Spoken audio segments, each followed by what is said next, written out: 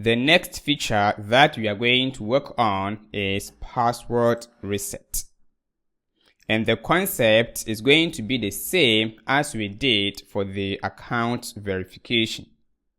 So let's look at the logic behind password reset. This means that the user cannot log in into his account. So how are we going to allow the user to change his or her password? This is where password reset comes in. So for this one, there will be no authentication, which means that we are going to use a token to represent the user as we did for the account verification. So let's look at the process involved. Like I said, it's going to be the same as the account verification.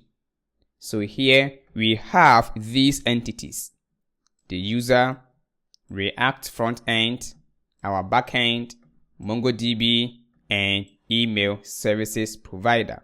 And for this, we are using NodeMailer with Gmail account.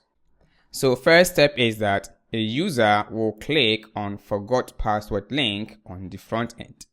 Then in the backend, we are going to implement this logic for password reset request with email. And in the controller, we are going to check if the user email exists or not.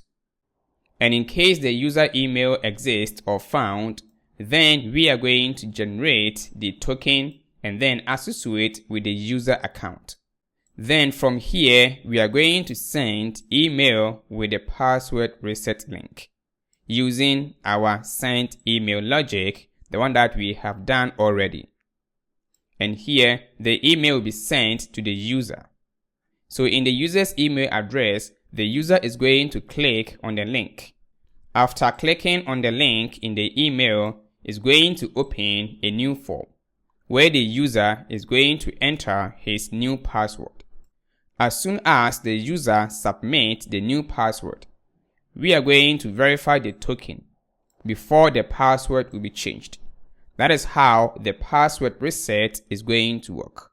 As you can see, the process is almost the same as the account verification. So in case you didn't watch the previous video about the account verification, then I'll advise you to do that, because we are going to base on that one to implement the password reset.